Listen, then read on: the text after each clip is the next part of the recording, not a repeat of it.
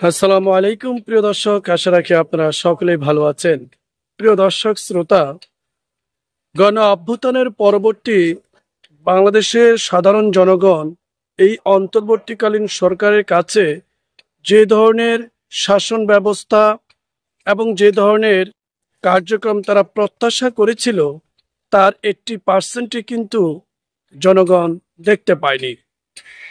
উল্টো জনগণকে পুনরায় পুরনো রূপে ফিরে যাওয়ার জন্য যে ধরনের ষড়যন্ত্র এবং ছক তৈরি করে প্রতিটি মুহূর্তে জনগণকে ভয়ভীতির মধ্যে নিয়ে যাওয়া হচ্ছে, তা এবং যার ফলে এদেশের মানুষ প্রচণ্ডভাবে আশাহত হয়েছে। আমরা সম্প্রতি ব্র্যাকের একটি জরিপে আমরা দেখতে পেলাম যে সেখানে বিএনপি এবং জামাতের জনপ্রিয়তা কমেছে। পক্ষান্তরে এনসিপির জনপ্রিয়তা কিছুটা বেড়েছে, কিন্তু আমরা এই মুহূর্তে এনসিপিকে প্রধান দল হিসেবে, রাজনৈতিক শক্তি হিসেবে ক্ষমতা এককভাবে আসবে এই ধরনের চিন্তা থেকে অনেকটা দূরে রেখেছি এবং রাখব।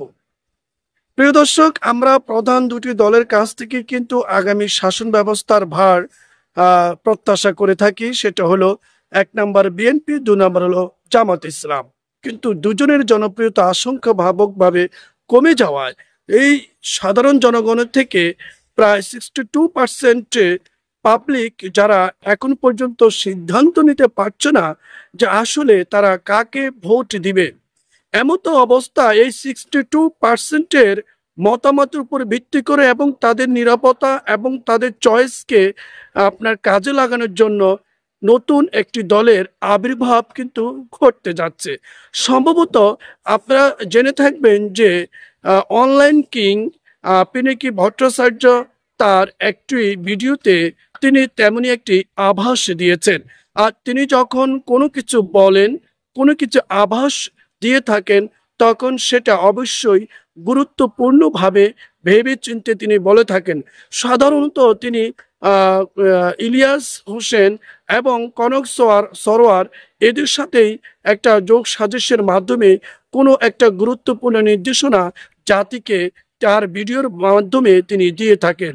আর সেটি হলো, তিনি বলছেন যে আমার দেশ পত্রিকার সম্পাদক এবং বিগত ফ্যাসিস্ট সরকার আমলে যিনি নির্যাতিত হয়েছেন এবং কারা বন্দী হয়েছেন, এই সাংবাদিক এবং সিনিয়র একজন সম্পাদক মাহমুদুর রহমান, তাকে মূলত প্রধান করে কেন্দ্র করে একটি নতুন দলের আবির্ভাব যদি ঘটে যায়, আর এই যে 62% ভোটার যারা সিদ্ধান্তহীনতায় ভুগছে যে তারা আসলে কাকে ভোট দিবে, অর্থাৎ তারা না বিএনপিকে ভোট দেওয়ার জন্য সিদ্ধান্ত নিচ্ছে, না জামাতকে, অর্থাৎ তারা আরেকটু ভালো কোনো কিছু প্রত্যাশার জন্য অপেক্ষা করছে। আর সেটি হতে পারে এই মাহমুদুর রহমানকে নিয়ে যদি কনক সরোয়ার, পিনাকি এবং ইলিয়াস হোসেন সহ এবং অন্যান্য রাজনৈতিক দলের যারা রয়েছে, ক্লিন ইমেজে রয়েছে, বিভিন্ন অবসরপ্রাপ্ত সেনাবাহিনী বা কর্মকর্তা যারা রয়েছে, ব্যবসায়ী রয়েছে, তারা মিলে যদি মাহমুদুর রহমানের নেতৃত্বে যদি কোনো দল যদি গঠন করে ফেলে, তাহলে কিন্তু এই যে 62% তারা যে নীরবতায় রয়েছে, তাদের হয়তো নীরবতা ভাঙতে পারে। তারা হয়তো বা এই নতুন দলের প্রতি ঝুঁকতে পারে, তারা হয়তো প্রত্যাশা করতে পারে এই নতুন দলটি হয়তোবা তারা যেভাবে গণ অভ্যুত্থানের পরবর্তী বাংলাদেশকে দেখতে চেয়েছিল, হয়তোবা এদের মাধ্যমে তারা সেটা দেখার স্বপ্ন শুরু করবে।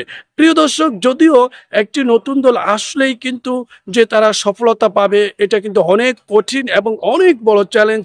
আমরা এনসিপিকে দেখতে পেয়েছি, তারা কিন্তু দিক হারিয়ে কখনো বিভ্রান্তিতে পড়ে গিয়ে অবশেষে আবার তারা একটু উঠানো বা দাঁড়ানোর চেষ্টা করে, কিন্তু তাদের মধ্যে 50-60 বছরের বা 70 বছরের কোনো নেতা নেই যার নির্দেশনায় তাদের দলের নেতা কর্মীরা, আহ্বায়করা তারা মানবে এবং শুনবে এবং সাধারণ জনগণ, দেশের জনগণ একটা ভরসা পাবে দেশ নেতার মতো করে। যার ফলে কিন্তু এই শূন্যতার কারণে কিন্তু বাংলাদেশের মানুষ বিএনপি এবং জামাতের প্রতি প্রত্যাশা বা আশা করতে পারছে না। এবং তারা দেখতে পেয়েছে যে গণ অভ্যুত্থানের পরবর্তী যত ধরনের অপকর্ম রয়েছে, তার আগে যা ছিল তার প্রতিটা অপকর্মই কিন্তু রয়ে গেছে।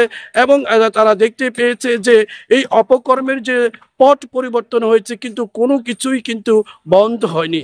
যার ফলে জনগণ কিন্তু এই রক্তের উপর দাঁড়িয়ে রক্তের বিনিময়ে নতুন কোনো দলের প্রত্যাশা করছে। প্রিয় দর্শক, যদি সত্যি মাহমুদুর রহমানের ক্লিন ইমেজ এবং উনি যদি সত্যি রাজি হন এবং তারা যদি সত্যি দল গঠন করে যদি বাংলাদেশের মানুষকে এই নীরবতা ভেঙে তাদের যদি ভোটগুলো তাদের বাক্সে নিতে পারে এবং তারা যদি জনগণকে আশ্বস্ত করতে পারে এই অল্প সময়ে, তাহলে কিন্তু রাজনীতির মাঠ যে কত কঠিন হবে তার প্রমাণ প্রকাশ করেছিলেন বারবার, সেটাই কিন্তু হতে যাচ্ছে। আমরা এটাও জানতে পারছি যে তারেক রহমান বাংলাদেশে ফিরে আসার যে সম্ভাবনা তৈরি হয়েছিল যে তফসিল ঘোষণার পরবর্তী সময়ে, সম্ভবত সেটা আর হচ্ছে না। কারণ দেশের বর্তমান পরিস্থিতি বিএনপির কিন্তু হাতে নেই এবং বিএনপি থেকে জনসমর্থন দিনে দিনে কমে যাওয়ায় একটা আশঙ্কা এবং ভয়ভীতি কাজ করছে।